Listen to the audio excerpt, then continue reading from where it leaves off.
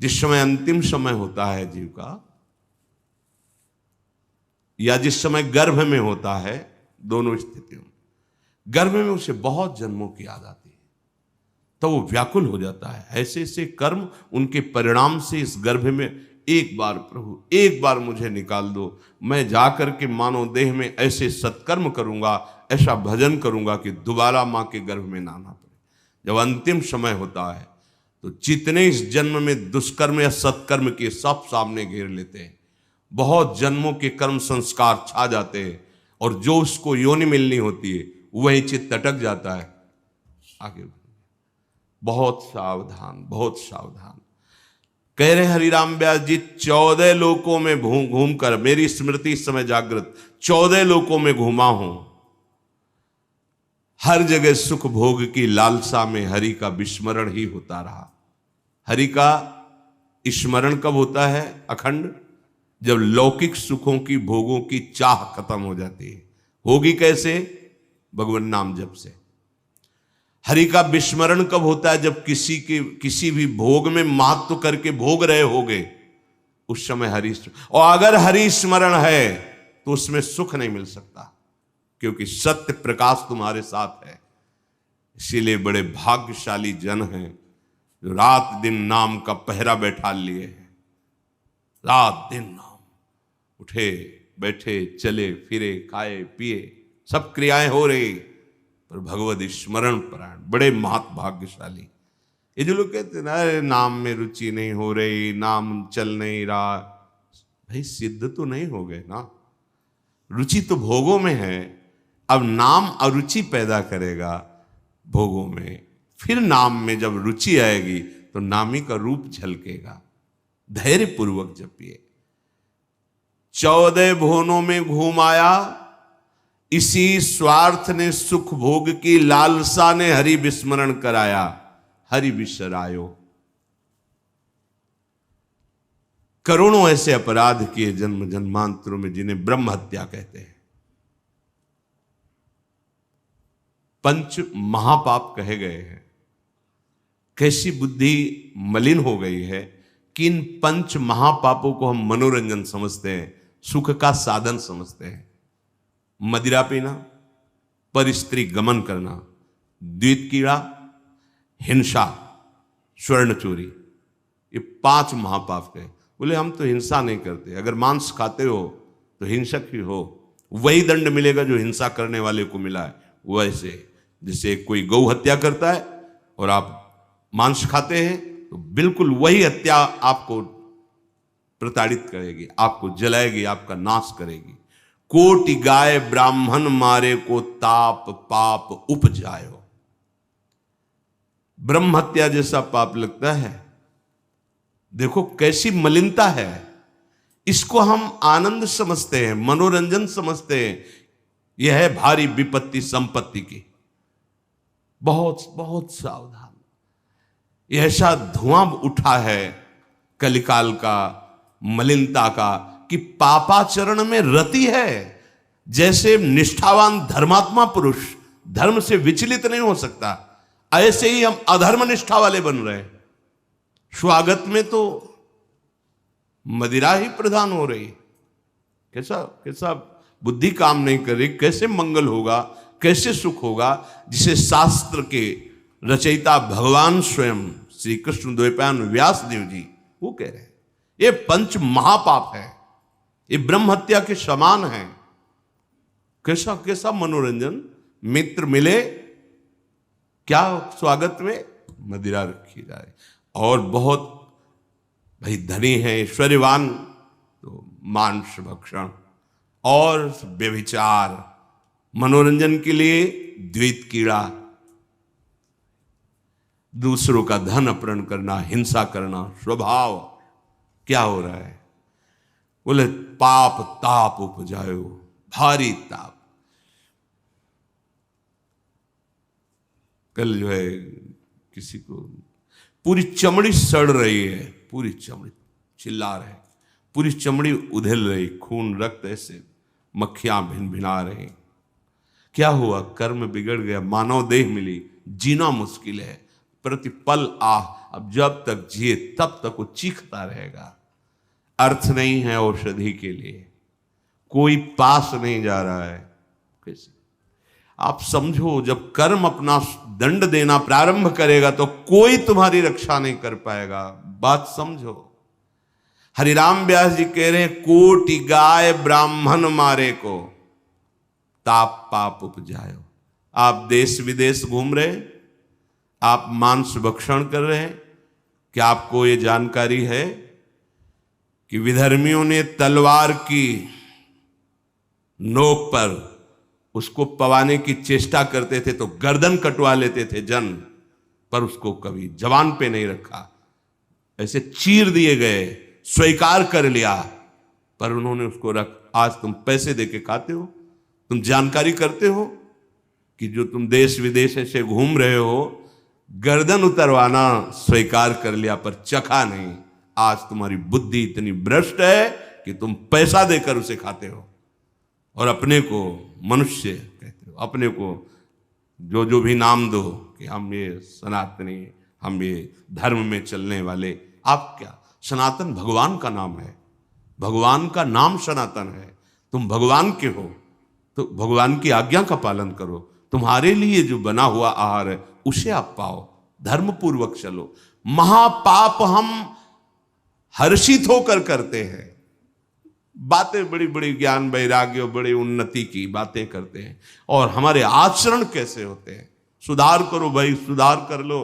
अगर आपको ये मानव देह मिला है तो संभाल कर लो, नहीं कितनी योनियों में भटकना पड़ेगा अभी पता नहीं। अज्ञान के कारण लगता है देख लेंगे, कुछ नहीं, सावधान हो जाओ।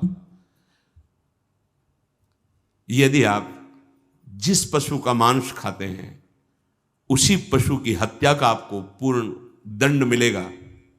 यानी कि मैं खरीद लाता हूं, मैं कोई हत्या तो नहीं करता, लेकिन आप पा रहे हैं ना, तो वही पाप आपको लगेगा।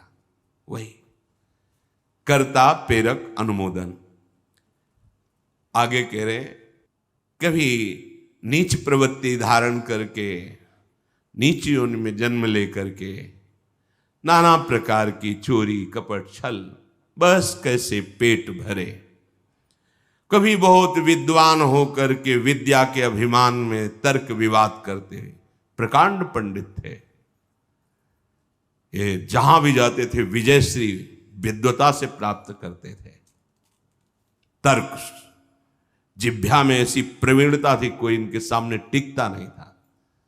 तो वहां फिर नमस्कार, पूजा, सम्मान, वाहवाही।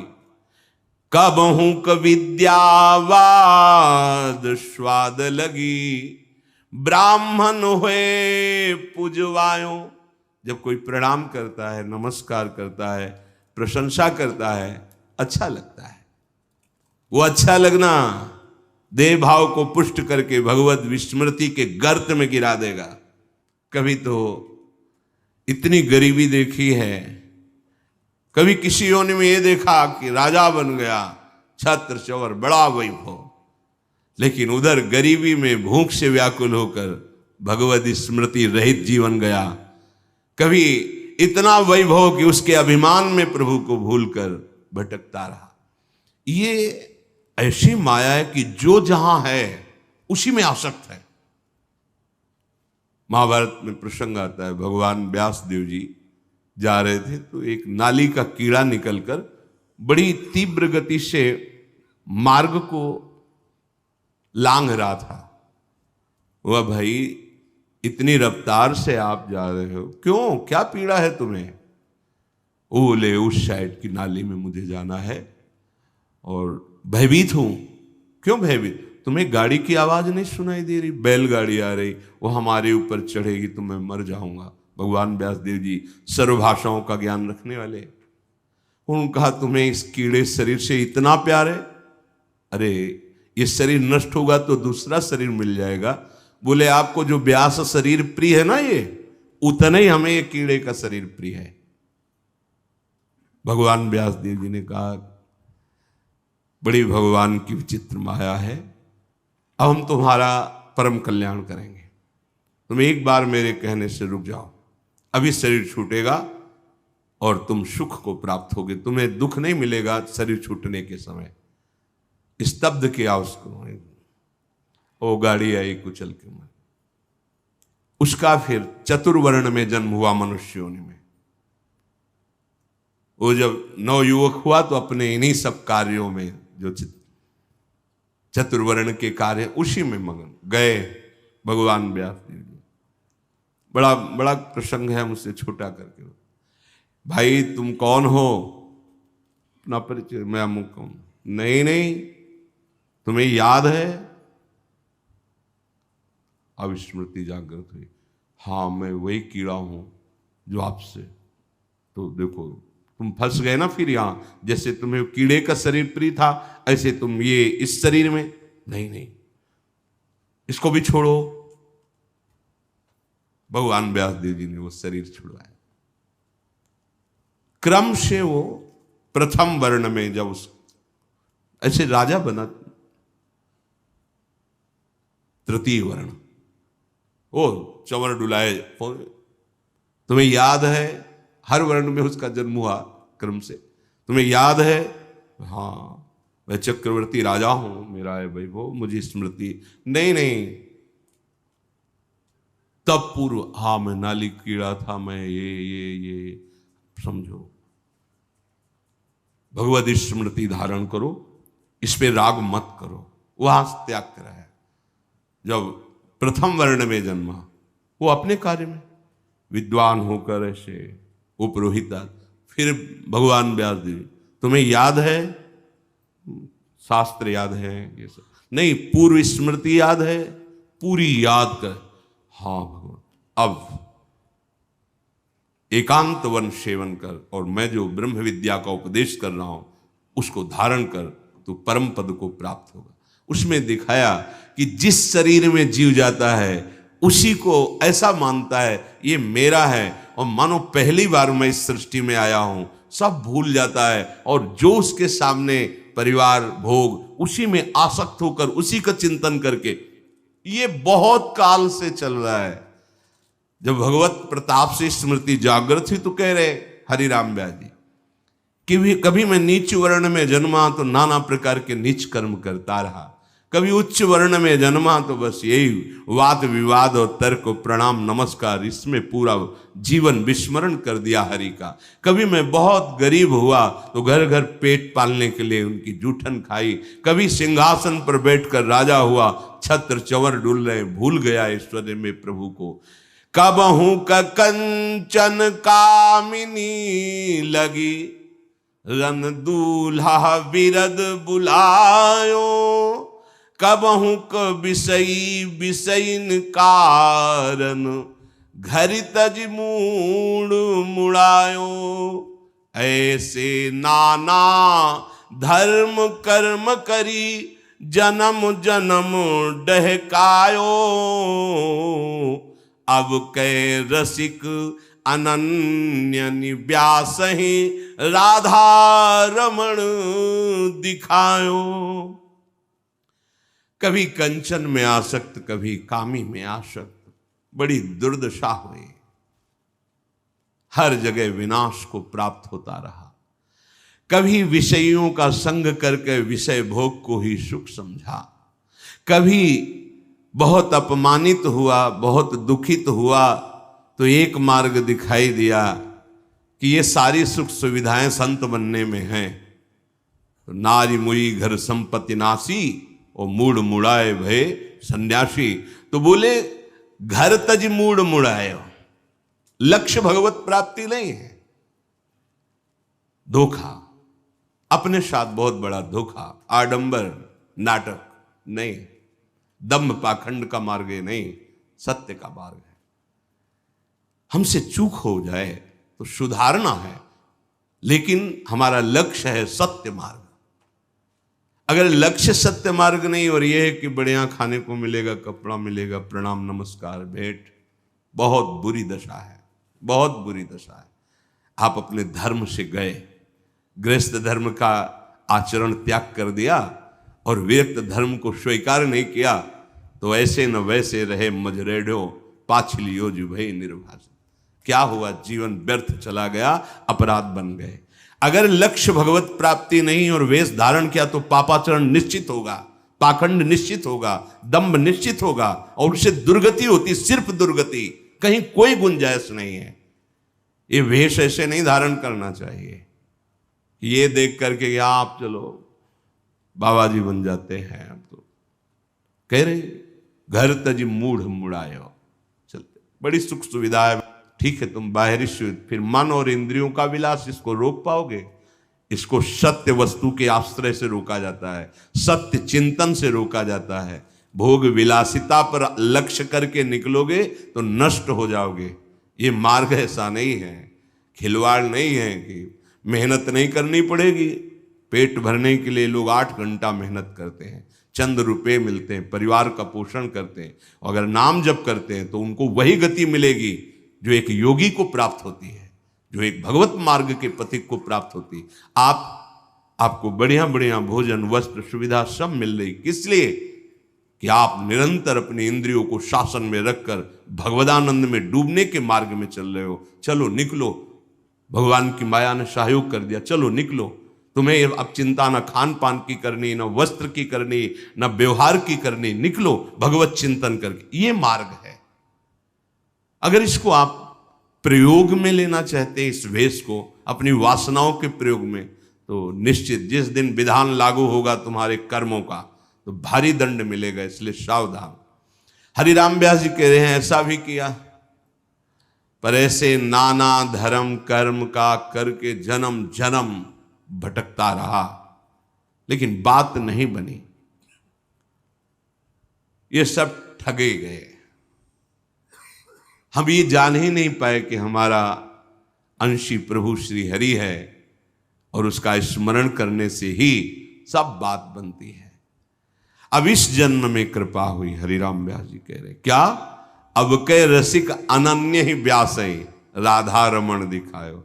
अब की कृपा हो गई और रसिक अनन्यों का संग मिल गया, जिससे राधा रमण जी का साक्षात्कार हुआ।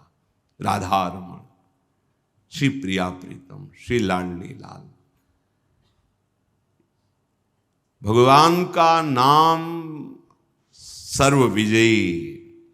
अब तो कुछ समझ में नहीं आता, बस एक बात समझ में आती है, ए भाई नाम जप लो जैसे बने। हृदय से कह रहा हूं, हृदय से साफ सुधर जाएगी, साफ क्षमा हो जाएगा, परम पावन हो जाओगे। जितनी तुम्हारी इंद्रियों ने तुम्हें फंसाया है, इनको वैसे ही जलाकर पवित्र कर देगा ये नाम। बस आप इंद्रियों में तदात्म मत होइए कि बहुत जलन हो रही, बहुत, ये उनको हो रही जिन दुष्ट इंद्रियों ने मुझे बार बार अनेक जन्म से भटकाते हुए हरि से विमुख किया है। अब उनको दंड मिल रहा है। और होता क्या है, अज्ञान के कारण हम उनमें तदात्म हो जाते हैं और कहते हैं बहुत जलन हो रही, तो हम फिर मनोरंजन में लग जाते हैं, प्रभु का नाम छोड़ देते हैं, प्रभु के मार्ग को छोड़ देते हैं। श्री पाद प्रबोधानंद जी महाराज कह रहे, श्री कृष्णे तस्य नाम स्वत तदनुचरे नागसामस्ति मेन्तः। हे श्री कृष्ण, आपका नाम महान महिमा में परम सुख प्रदान करने वाला है, पर मैं उसको भी नहीं जप पा रहा हूं। देखो, जैसे तुम बंधन में पड़े हो दुश्मनों की, तो वो शांत हैं लगभग, और जहां देखा ये बंधन छुड़ाने की चेष्टा, टूट पड़ेंगे ऊपर। ऐसे ही जहां तुम इस भव समुद्र से निकलने की चेष्टा करते हो, एकदम हर दोष प्रकट हो जाता है। दूसरों पर दोष दृष्टि करना, निंदा करना, नाना प्रकार की कामनाओं की भीड़ लग जाना, वो उपासक तभी निकल सकता है जब किसी भगवत प्रेमी महात्मा का सानिध्य हो। क्योंकि इन सब प्रपंचों को दबाने के लिए सत्संग बहुत बड़ी सामर्थ्य है। रोज नया उत्साह, रोज नया बल, रोज नई उमंग जागृत करता है। तभी बिनु सत्संग न पावई प्राणी, बिना सत्संग के पर यही सर आवत अति कठिनाई, राम कृपा बिनुआई न जाई। देखो, जहां जहां भी सत्संग के शब्द मिल रहे हैं जिन जिन को, वो बड़े भाग्यशाली हैं। बस हमको संभालना है। ये भ्रमात्मक भ्रम पैदा करके जो क्रियाएं करवा रही माया, कि इसमें सुख है, इसमें सुख है। भगवत प्रसाद का आश्रय लो, इस भ्रम को मिटाओ, कहीं सुख नहीं है। ये अधर्माचरण और गंदा करता चला जाएगा हृदय को। श्रीमद वृंदावन त्वाश्रय मगति गतिम त्वकेलाम त्वयि सद्धि ही। हे वृंदावन धाम, मुझ निराधार के तो आप एकमात्र आधार हो। मैं बस एकमात्र आपकी शरण ले लिया है, आप मुझे आश्रय दीजिए। मैं एकमात्र आपकी शरण ले लिया। धाम बहुत कृपालु है, ये निश्चित कृपा करता है, निश्चित। पर ये किम कुर्याम कुत्रयायाम यदिवत भवेत तद भवत्वेव कामम। मैं क्या करूं, कहां जाऊं, ये सब छोड़ दिया है। अब क्या करूं, कहां जाऊं, यद्यपि मैं ऐसा हूं। त्यक्ता सर्वोपि धर्मो हरिहरि न मन्यक त्यक्तमेकम विकर्म। मैं ऐसा धर्मी हूं कि सब धर्म ने मेरा त्याग कर दिया है, एक भी पापाचरण में त्याग नहीं कर पाया हूं। ना श्री कृष्ण का नाम जप पा रहा हूं और ना श्री कृष्ण के दासों पर निर्दोष भाव कर पा रहा हूं। यद्यपि मैं ऐसा हूं, पर मैंने आपका आश्रय ले लिया वृंदावन धाम। अब मैं ये भी छोड़ रहा हूं कि मुझे क्या करना चाहिए, क्या नहीं करना चाहिए, क्या करूं, कहां जाऊं। अब आपकी शरण में हूं, अब आप संभाल लेना, बस संभाल लेगा। इस शरणागति का बहुत बड़ा प्रभाव है। धाम संभाल लेगा, सत्संग दिलाकर, प्रिया प्रीतम के नाम में रुचि कराकर प्रिया प्रीतम की प्राप्ति करा देगा। पक्का विश्वास करो, बिना शरणागति के इस मार्ग पर चलना असंभव ही है। क्योंकि आपको लगेगा मैं मार्ग में चल रहा हूं, फिसल करके इतनी दूर खड़े हो जाओगे परमार्थ की कि समझ में ही नहीं आएगा।